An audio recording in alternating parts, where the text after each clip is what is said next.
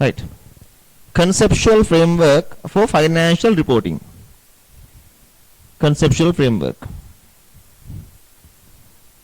What do you mean by the conceptual framework? What is the conceptual framework? Conceptual framework provides the basis for accounting. Where is the place the conceptual framework is there? The answer is the conceptual framework is included in this accounting standards book. In this accounting standards book, the conceptual framework is the introduction for accounting. Actually, it's the introduction for the accounting standards. Before you start LKS 1, in the accounting standards book, you will find the conceptual framework. And if you ask me, so what is the use of the conceptual framework? The answer is, all the accounting standards were developed based on the conceptual framework that provides the foundation for the accounting standards, as well as in a certain instant when something requires you is not available in a certain accounting standard, there may be some practical problems or the practical issues.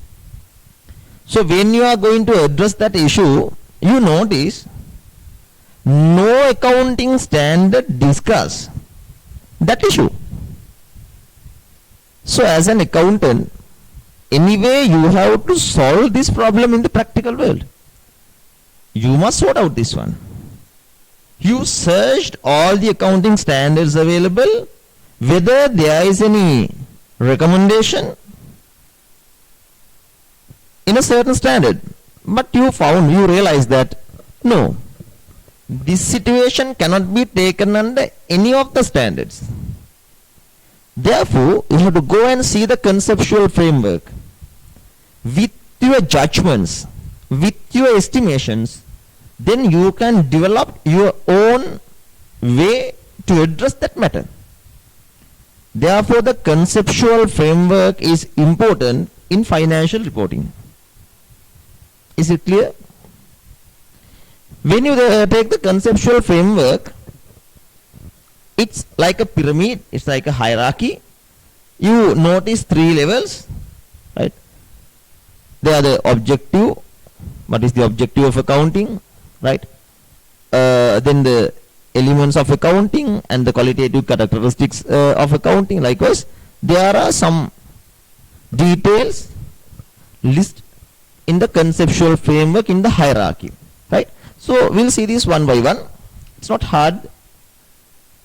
Some questions will be definitely there in your paper with respect to the conceptual framework, but actually if you ask what is the reason for not discussing the conceptual framework till the last moment means still there are more months for the exam, but I took this as the last discussion in accounting standards, right, in the latter part. Therefore, the definition of assets, definition of liabilities, all these are included in the conceptual framework. The conceptual framework defines the characteristics of assets, characteristics of liabilities. Therefore, we have already discussed that. Even the qualitative characteristics we have discussed in the class. The major proportion of the conceptual framework I have already done. That is why I took this as the after ending all the standards. When you take the conceptual framework, a set of rules which helps to make functions and limitations of financial accounting and financial statements are known as conceptual framework. You see the 3 levels. First, the objective of accounting. You know what is the objective of accounting. The level 2, qualitative characteristics of financial statements and elements of financial statements. You know the qualitative characteristics we have discussed earlier, but if you want, we can not. If you want, anyway, we are discussing today also the fundamental qualitative characteristics and enhancing qualitative characteristics, right? Elements of financial statements. You know the elements of accounting: assets, liabilities, equity, income, and expenses. Third layer, measurement and recognition of elements of financial statements. Those are the features. Very simple. Remember the 3 levels of the conceptual framework: the objective, then the qualitative characteristics of financial information, financial statements, and the elements of accounting. Then measurement and recognition of elements of financial statements. So these are the things included in the conceptual framework, nothing else. When you go to the objectives of financial statements, the objective of general purpose financial statements to provide financial information about the reporting entity that is useful to, please highlight this, existing and potential investors, lenders, and other creditors. 3 parties. You better put number 1, 2, and 3. Existing and potential investors, lenders, and other creditors. If my memory is correct, 2 years back in 2019 probably, this was tested in the MCQ part, to whom we should provide the information according to the conceptual framework. The conceptual framework clearly states 3 parties to whom which we provide financial information. Number 1, current and potential shareholders, or the existing or potential shareholders. The existing shareholders as well as the people, those who are supposed to purchase shares in our company. So if you notice these 3 parties, number 1, existing and potential shareholders, then lenders and other creditors, right? So the banks and other loan providers.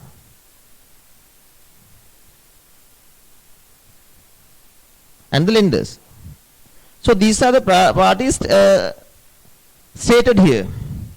So when you take these parties, all those parties, all these guys, they give some resources to the business, right?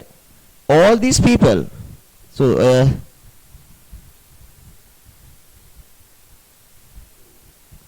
read it carefully. Existing and potential shareholders, existing and potential investors, lenders and other creditors, right? Lenders are the people, bank and other loan providers, and the other creditors, right? So in making decisions about providing resources of the entity, for them also you need to highlight these areas in your brain. You should provide information for the existing and potential shareholders, bank and loan providers, that is the lenders, and the other creditors. Other creditors. Other creditors are the people, those who provide goods and services to the business on credit. Existing and potential investors, banks and other loan providers, that is the lenders, and the other creditors. Then, for them also, we provide information for what? We provide them some information to decide, right, whether to provide resources to our business. We help them to make decisions regarding providing resources to the reporting entity. We do not give them any information for their personal use. Remember, it's very important. We provide some information to the 3 parties, the bank and loan providers, or the lenders and the other creditors and the existing and potential investors. For them also, we don't give information for their personal requirements. Our purpose, we give them some information to determine whether to provide resources to us. So that is our objective. We help them, we assist them to decide whether to give resources to the business. All the three parties are providing resources to the business. Is it clear? So remember this definition as it is. I noticed in some past papers, it is asked, according to the conceptual framework, what is the main purpose of general purpose financial statements? There you have to clearly say, according to the conceptual framework, the main objective of accounting is to provide information to the existing and potential investors, lenders and other creditors to make economic decisions regarding providing resources to the reporting entity. That is the answer. Now,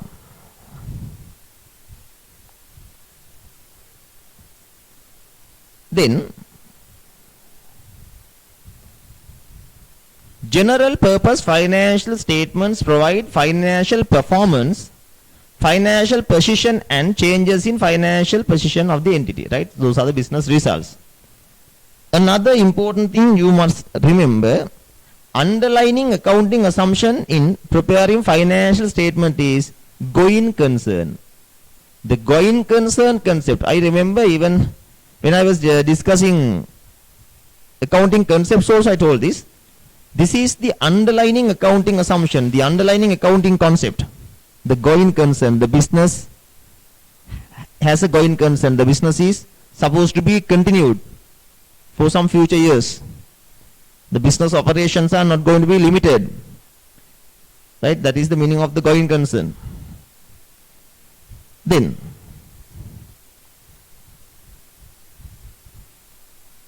qualitative characteristics of financial information. You remember these? There are two fundamental characteristics: relevance and faithful representation. Right. We have discussed this before 2 years. The fundamental characteristics, the relevance and faithful representation. There are 4 enhancing qualitative characteristics. Those are comparability, verifiability, timeliness and understandability. You must remember these. These are always tested in the MCQ part. The fundamental qualitative characteristics are relevance and faithful representation. There are 4 enhancing qualitative characteristics: comparability, verifiability, timeliness and understandability.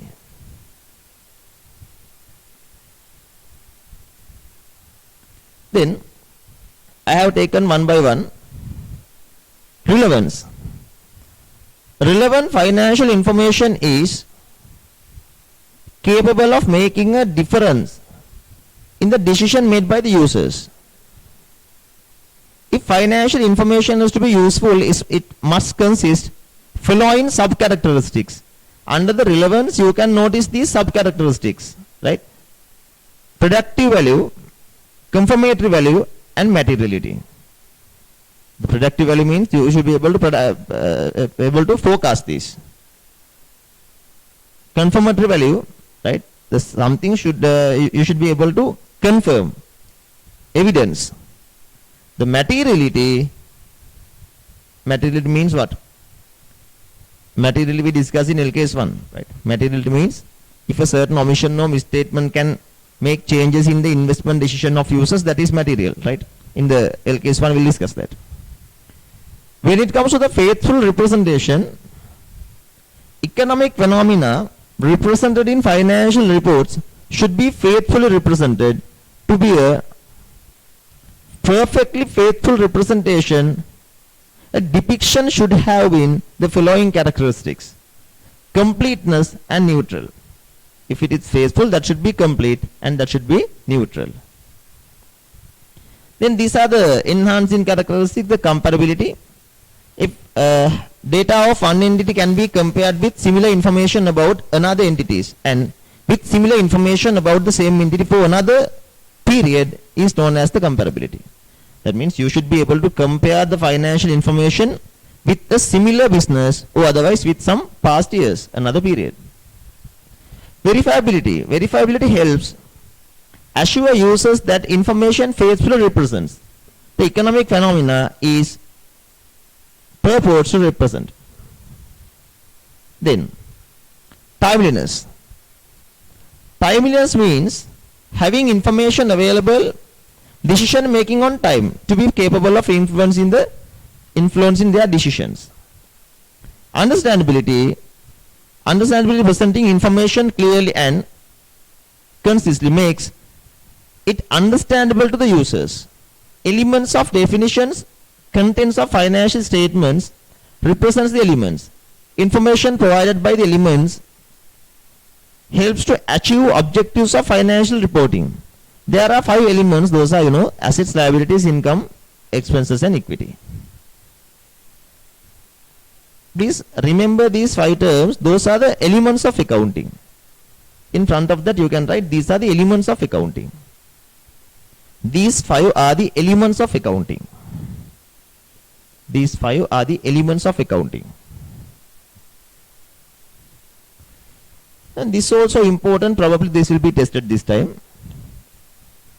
Measurements of elements of financial statements. Measurement of the process of determining the monetary amounts is the elements of the financial statements. Following methods can be used in measuring elements of financial statements. This is the only part you have to remember. Methods can be used in measuring elements of financial statements. Historical cost and realizable value. I will explain that. This is the meaning. See, when you talk about the accounting elements, those are assets, liabilities, capital, income and expenses. We show different values in financial statements. Say as an example, when you disclose property, plant and equipment, you can use either cost or revalued amount. When you disclose the inventory, you can use either cost or net realizable value. Right? Therefore, there are some different values you disclose in financial statements. So, when you prepare financial statements, the many of accounting elements you disclose at the historical cost. The cost, right? The other thing is the realizable value. The best example is the inventory. You can evaluate the cost and net realizable value. According to the conceptual frameworks, these two things, cost or the historical cost and the fair value, so the realizable value, right? Those two are the values we take to record accounting elements. Understood? Then, please read. The following methods can be used in measuring elements of financial statements, historical cost and realizable value. So, apart to that, right, you better remember the features of assets. There are 2 features, occurred as a result of a past event, then can be controlled by the economic resources which are controlled by the business. When it goes to liabilities, you must know the features of liabilities. Those are also there in the conceptual framework, though I didn't put it. There is a present obligation and